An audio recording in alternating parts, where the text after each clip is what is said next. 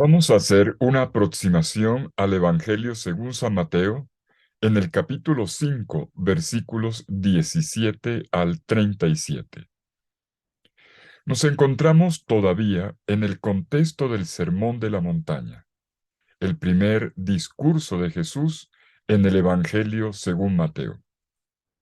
Después de las bienaventuranzas y de la caracterización de quienes las viven como sal de la tierra y luz del mundo, Jesús comienza a delinear el estilo de vida de sus seguidores. Primero, enuncia algunos principios generales, capítulo 5, versículos 17 al 20, y luego presenta cuatro casos concretos, todos ellos en el ámbito de las relaciones. El homicidio, versículos 21 al 25, el adulterio, 26 al 30, el acto de repudio de la pareja, versículos 31 y 32, y finalmente el juramento en falso, versículos 33 al 37, siempre dentro del capítulo 5 del Evangelio de Mateo. Vamos a hacer un recorrido en orden por este texto. Primero, los principios generales en el capítulo 5, versículos 17 al 20. Como premisa de la enseñanza, Jesús llama la atención sobre al menos dos elementos fundamentales. En realidad se trata de dos dimensiones, una cristológica, referida a él mismo, y otra eclesiológica, referida a sus discípulos. El primer elemento es la ley. ¿Cuál es la relación de Jesús con la ley?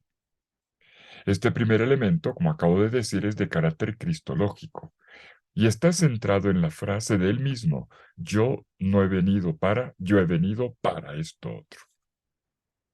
Recordemos que la ley en hebreo se denomina la Torá.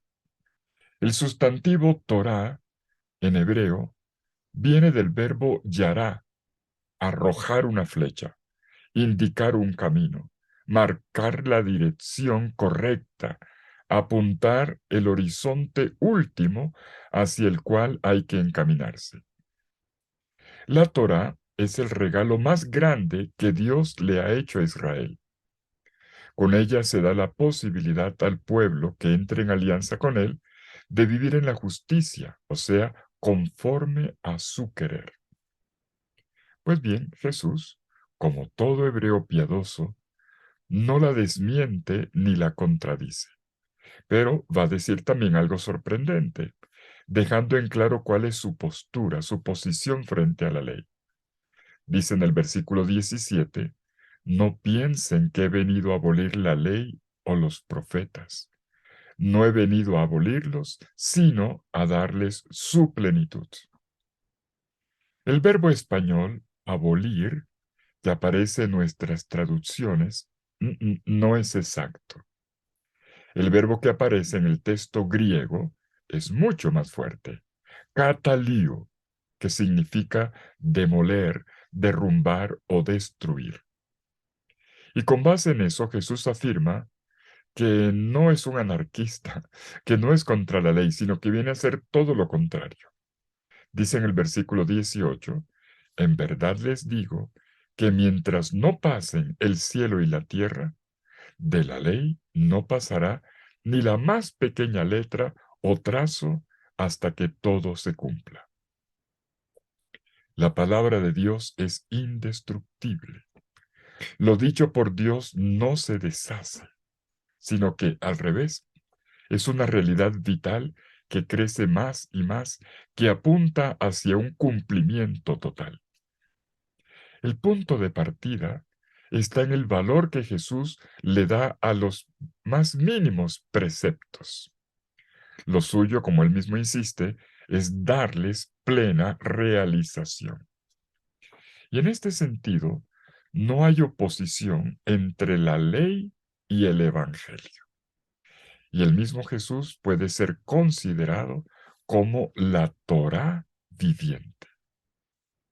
Hay que tener en cuenta además que una preocupación del Jesús de Mateo como también de toda la tradición hebrea, es el cómo, o sea, la actualización de la ley para hacer posible su aplicación y su práctica, para que no se quede en letra muerta. Bueno, ¿y cómo es que lo hace Jesús? A diferencia de los rabinos de la época, Jesús no entra en discusiones de casuística, sino que va al corazón de la ley. Se remonta hasta la voluntad del legislador, que es el mismo Dios, para captar aquellos aspectos fundamentales que no se le pueden escapar a quien quiera observarla en su integralidad, en su totalidad. Podemos notar una continuidad y al mismo tiempo una discontinuidad. Esto se entiende mejor al interior de una comunidad cristiana naciente, que comprende su identidad a partir de su relación con Jesucristo, por supuesto, pero que se pregunta también sobre lo que la mantiene unida y al mismo tiempo la diferencia del judaísmo. En pocas palabras, Jesús entra al interior de la Torá para asumirla, pero renovándola y transfigurándola, dándole su máxima y más bella expresión. Y esto era algo que se esperaba del Mesías. Y esto nos lleva al segundo elemento, el discipular, que podríamos denominar también eclesiológico. La cuestión ahora es cómo deben los discípulos interpretar la Torá. Pues bien, la respuesta es que como su maestro, los discípulos practican y enseñan a otros los mandamientos de Dios, incluyendo aquellos que parecen más pequeños. Pero también como su maestro, ellos van más allá, marcando la diferencia con respecto a los escribas y fariseos, quienes detentaban en ese momento la autoridad sobre la interpretación de la ley. Dice Jesús en el versículo 20, si su justicia no es mayor que la de los escribas y fariseos, no entrarán en el reino de los cielos. Para un discípulo de Jesús, vivir la ley consiste en una justicia más radical que la de los escribas y fariseos. Los discípulos vivirán el querer de Dios, su justicia, siguiendo el ejemplo del Maestro, con una hermenéutica, una interpretación que supere a la de los fariseos y de los escribas. El nuevo criterio y punto de referencia ahora es Jesús y el reino de los cielos. De esta manera, los seguidores de Jesús van a evitar los juicios erróneos en los que a menudo se incurrían, pero sobre todo van a encontrar y a poner en práctica el sentido profundo de la palabra de Dios.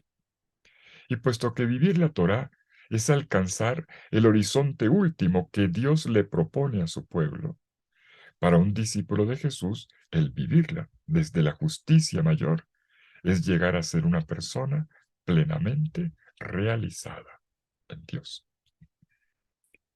Bueno, ¿y cómo es esta nueva justicia mayor? Avancemos. Jesús ilustra los principios fundamentales enunciados, exponiendo 6 casos específicos, o sea, 6 ejemplos de interpretación y práctica de la Torá a la manera de él, en la justicia mayor. Son los versículos 21 al 48. Pero la liturgia de hoy nos propone quedarnos solamente con los 4 primeros casos, o sea, hasta el versículo 37. ¿Y cómo procede Jesús en esta ocasión? El método lo podemos reconocer enseguida. Después de la cita de un mandato del Decálogo del Antiguo Testamento, siempre comienza diciendo, oyeron que se dijo a sus antepasados. Jesús enseguida hace su interpretación con un y ahora yo les digo. Y ahora yo les digo. Permítame una pequeña anotación técnica. Muchas Biblias traducen con un pero yo les digo, o en cambio yo les digo. No es una buena traducción. Resulta que la partícula griega de, es una partícula de coordinación, que puede tener precisamente ese valor adversativo del pero que también se puede traducir con un ahora. Y esta es la traducción preferible. Y lo digo porque no estamos ante contraposiciones a las palabras del Antiguo Testamento, sino de nuevas proyecciones. Atención, no contraposiciones, sino nuevas proyecciones. El hasta dónde debe llegar esta palabra de Dios. Jesús no va a contradecir ni a invalidar el no matar, el no cometer adulterio, el no jurar en falso, sino todo lo contrario. Va a elevar su práctica con una exigencia aún mayor, con una justicia mayor. Dikaiosune pleion, dice en griego. Y entonces, a esta enseñanza tradicionalmente se le ha denominado las 6 o las antítesis, pero no. Junto con estudiosos como Aaron Gale o Giulio Michelini y otros, observamos que en realidad no se trata de contraposiciones, sino de actualizaciones. Así que no sigamos diciendo, leemos este domingo las antítesis. No, no es correcto. Se trata de las actualizaciones. O en un sentido aún más técnico, lo que aquí tenemos es una intensificación de los preceptos. Esto es, una comprensión y una práctica de cada uno de ellos que se eleva a un nivel más alto. Y esta es precisamente la dikaiosune pleion, la justicia mayor. De esta manera, la Torá es devuelta por Jesús a su finalidad original. Y los ejemplos citados tratan de mostrarnos de qué manera es posible llevarlo a cabo. Vamos a ver los 4 casos propuestos para hoy. Primero, el del asesinato. Versículos 21 al 25.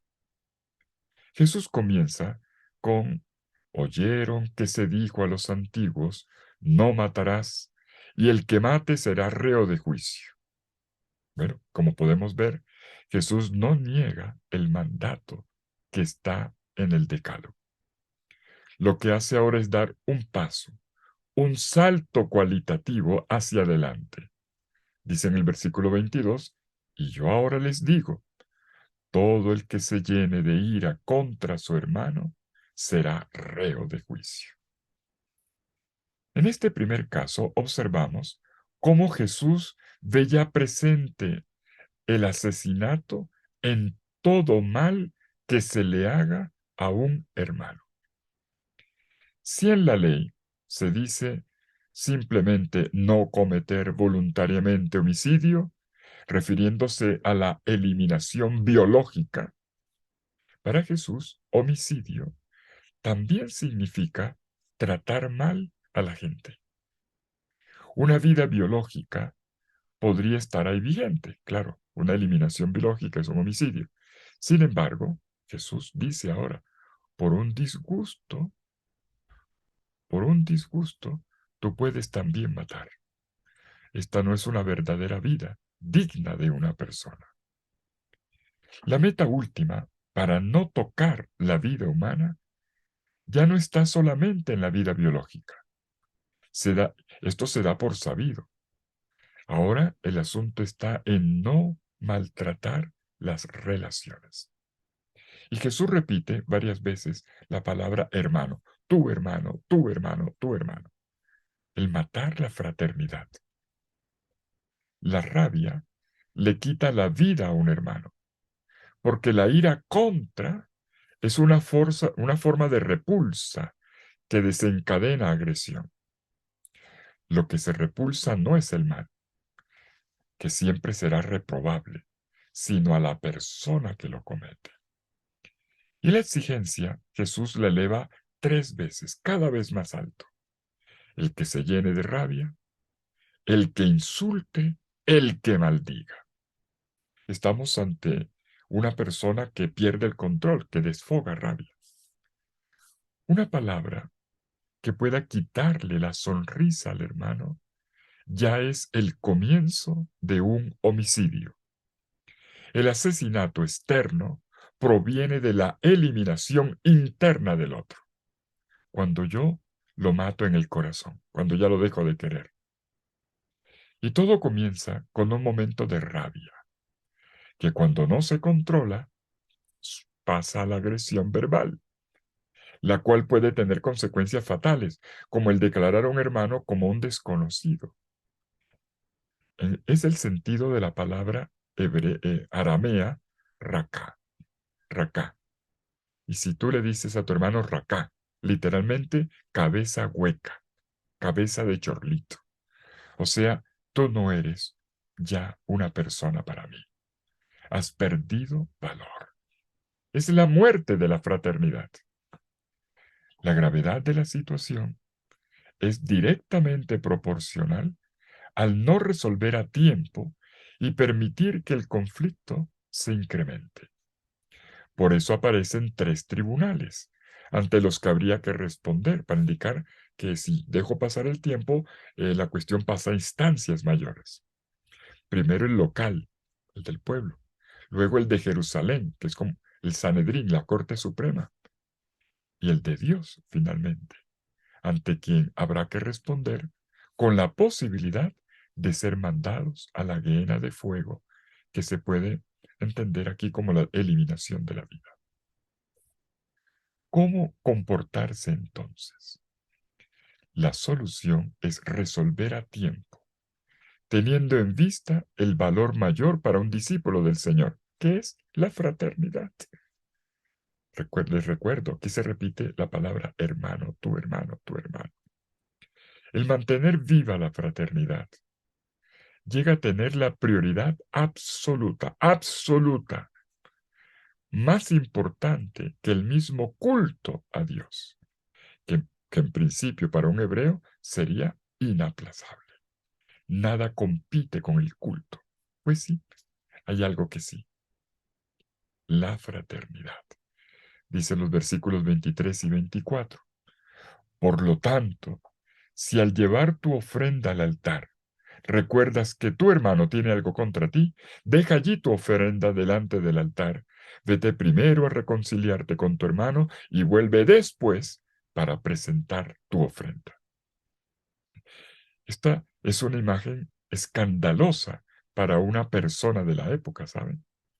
Los rabinos, los rabinos enseñaban, si vas a orar, no dejes de hacerlo. Ni siquiera si una serpiente se te enrosca en la pierna. Y Jesús dice que si tengo un disgusto con un hermano, tengo que interrumpir no solo la oración, sino el sacrificio que se está ofreciendo en el templo.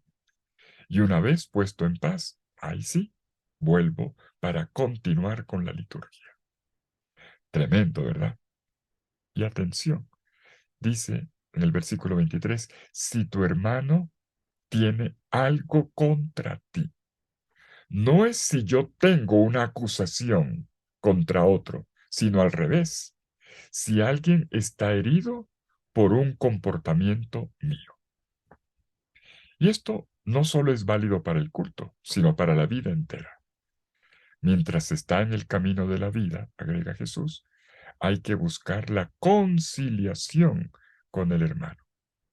No hay que esperar el momento final para resolver los problemas que tengamos, sino hacerlo desde ya.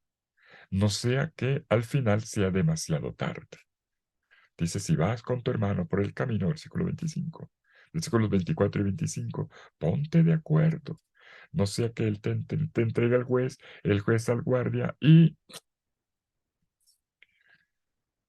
por cierto, Aquí se ha hablado de un juicio en términos, versículo, de gehenna de fuego.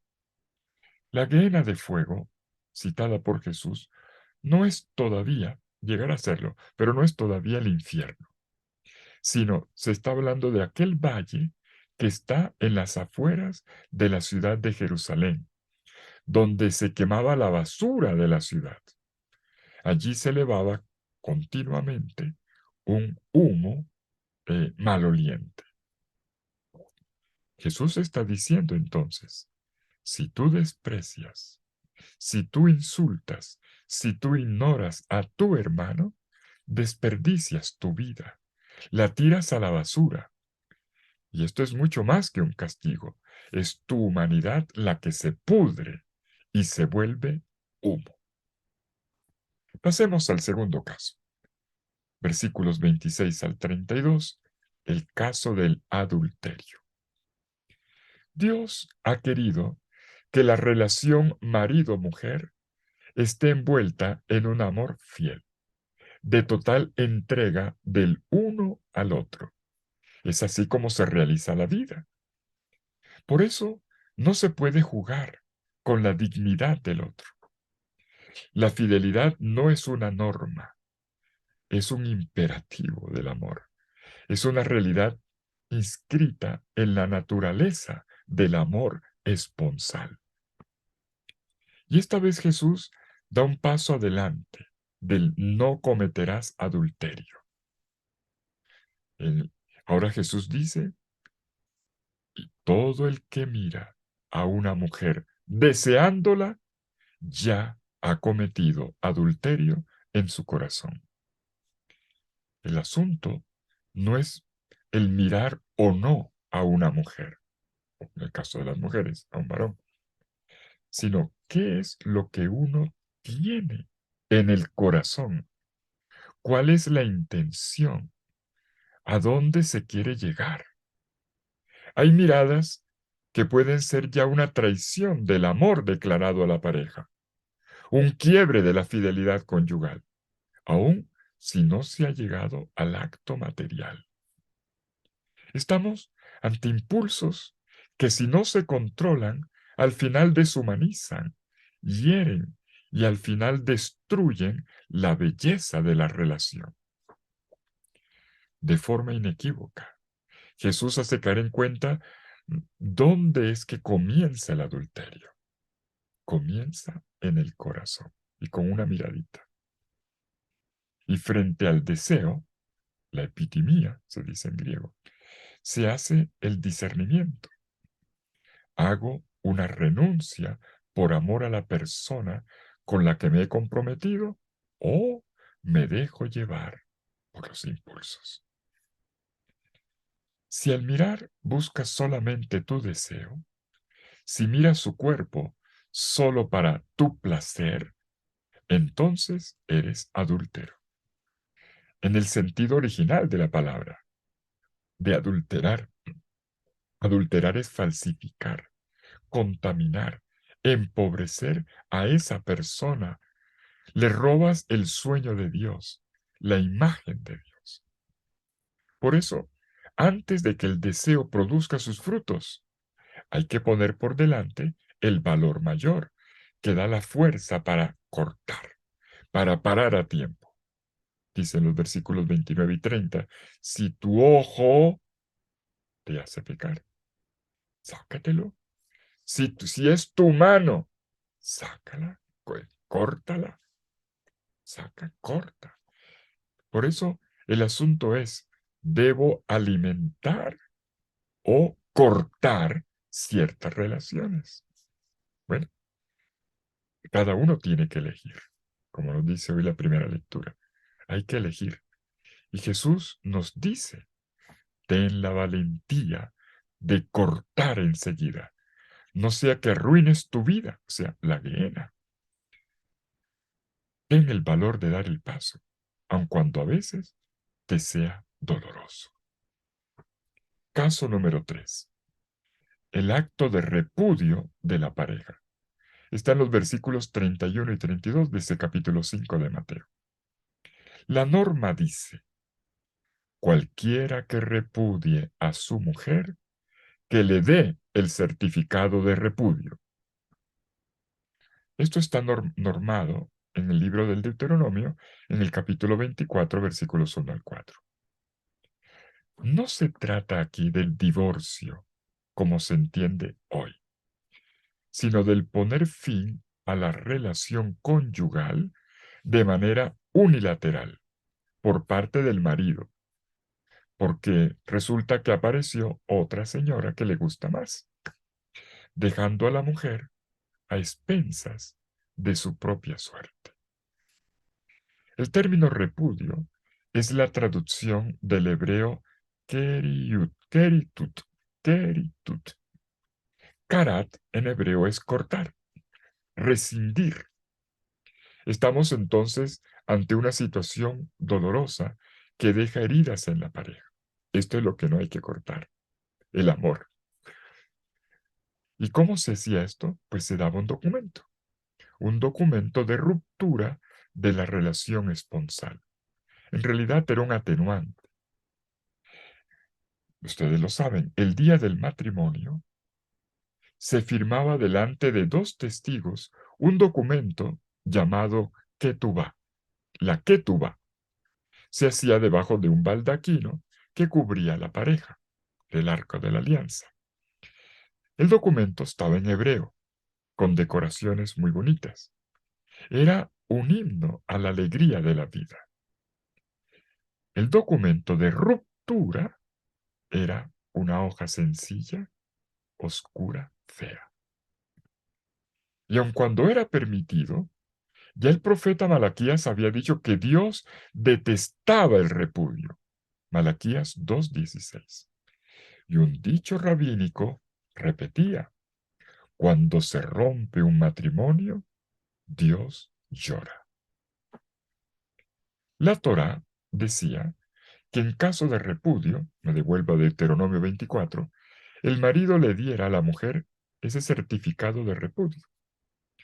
Una manera de decir, eres tú y no Dios el que ha querido ese divorcio. Y dar el documento era una forma de proteger a la mujer de cualquier acusación de adulterio. Pero insisto en que la norma estaba puesta. Dios no mandó a dar certificados de separación. Dios lo que dijo, escríbelo tú, porque eres tú el que lo está dando, no yo. Pero Jesús ahora va mucho más allá. Versículo 32. Y yo ahora les digo, todo el que repudia a una mujer, a su mujer, excepto en caso de fornicación, porneia se dice en griego, la expone a cometer adulterio. Y el que se casa con la repudiada, comete adulterio. Es claro lo que Jesús ha dicho, clarísimo. Jesús no está de acuerdo y deja expuesto el criterio. Una excepción puesta aquí evita cualquier juicio frente a lo que puede pasar en la historia de amor de una pareja. Pasemos al caso número 4, el último, el del juramento en falso, versículos 33 al 37. Los juramentos en el mundo israelita estaban permitidos porque le daban valor a la palabra dada, sobre todo en contextos jurídicos. Por ejemplo, cuando se vendía un animal, eh, se podía engañar entregando un animal enfermo. Y por eso había que hacer juramentos para evitar trampas. Por lo tanto, jurar era permitido. Lo que no se permitía era prometer bajo juramento y luego no cumplir. O sea, jurar en vano o perjurar. El problema fue que esto se exageró. Se juraba por todo, por cualquier cosa, y con fórmulas que comprometían a otros. Hoy diríamos jurar por la mamá, juro por mi madre, ¿no? En aquel tiempo juro por Dios, por el cielo, por la tierra, por el templo. Y esto los israelitas lo aprendieron de los babilonios. Pero ahora Jesús da un salto cualitativo. Versículo 33. Y yo les digo, ahora no juren de ningún modo. Jurar es el síntoma de un ambiente en el que reina la desconfianza, los embrollos, las agendas ocultas, la sospecha recíproca. Y los discípulos de Jesús han entrado en un nuevo estilo de vida en el que no hay espacio para la mentira, para la doblez, para el engaño al hermano. Lo que prima es el amor incondicionado por el hermano. Por eso no se le hará daño con una mentira. Puesto que un discípulo es puro de corazón, ya lo vimos en las bienaventuranzas, en él no hay doblez. No tiene necesidad de jurar, por lo tanto. Sus palabras reflejan la transparencia de su interior, de sus intenciones. Un discípulo de Jesús es una gotita de agua cristalina. Algo parecido ya existía entre los esenios de Qumran. De ellos, Flavio Josefo escribió: todo lo que dicen ya tiene de por sí la fuerza de un juramento, pero se abstienen de jurar porque lo consideran peor que el perjurio. Y otro autor, Filón de Alejandría, él decía: si el ser humano ha aprendido a ser sincero en todas sus afirmaciones, todo lo que diga ya vale como si fuera un juramento. Y Jesús concuerda con esta manera de pensar, esta espiritualidad sana del pueblo de Israel, pero va más lejos.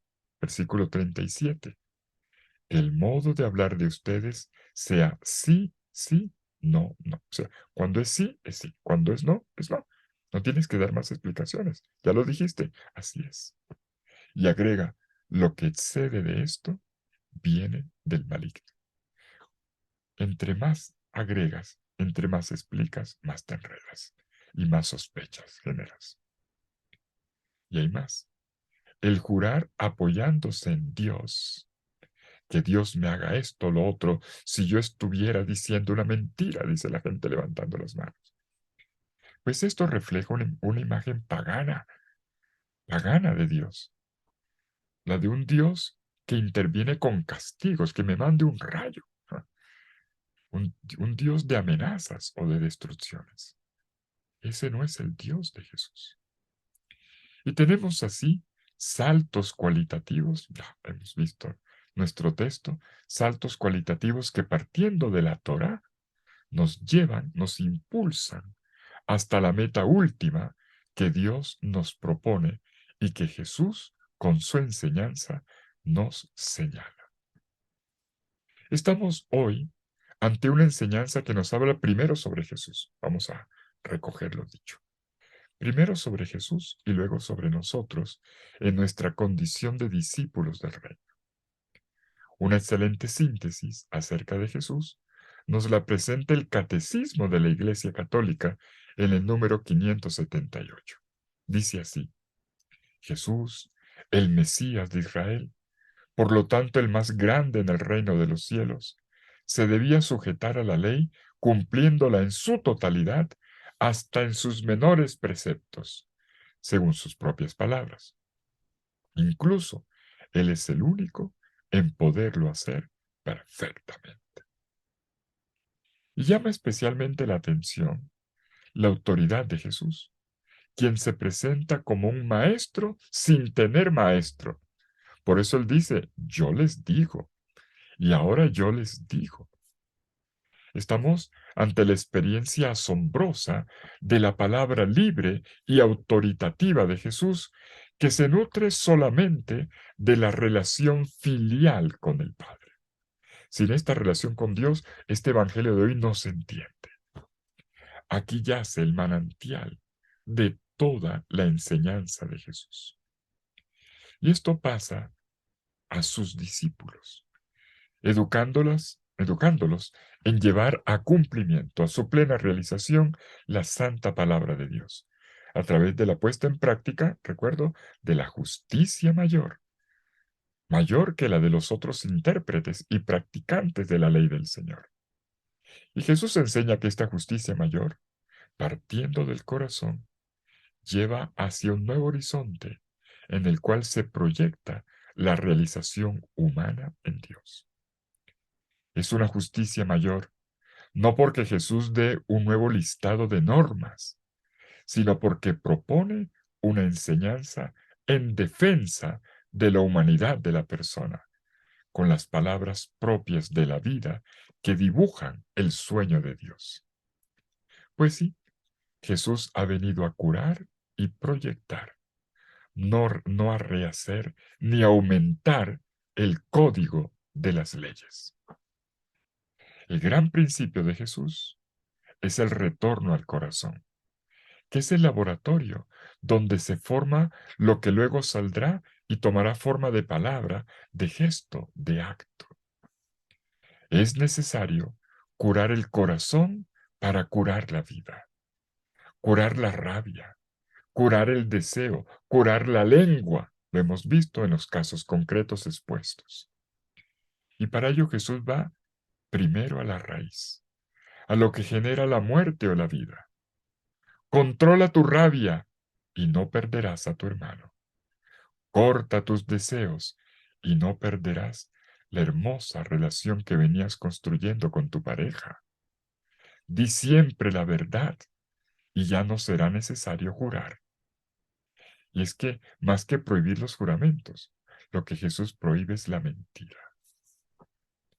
Solo tenemos que cuidar de nuestro corazón para luego cuidar la vida que nos rodea. Esa es la ruta. Y es así como se llevan a cabo las consecuencias ya implícitas en la antigua ley. Porque la ley es siempre la revelación de los comportamientos que hacen crecer a cada persona en humanidad. Reflexiona eso que acabo de decir. En fin, lo que propone Jesús es un salto cualitativo, un punto de inflexión fundamental, pasar de los enunciados al corazón de Dios, de la ley a la persona, de lo exterior a lo interior, de la espiritualidad del hacer a la del ser. Un regreso al corazón, allí donde nacen los grandes por qué, los grandes porqués, las motivaciones de todas nuestras acciones. El Evangelio no es una nueva moral, sino la impactante liberación del corazón.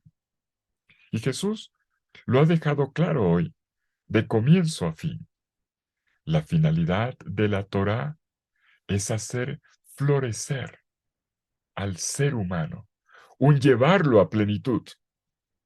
Su evangelio no agrega más esfuerzos, no busca de héroes, sino que apunta a hombres y mujeres de verdad, de verdad.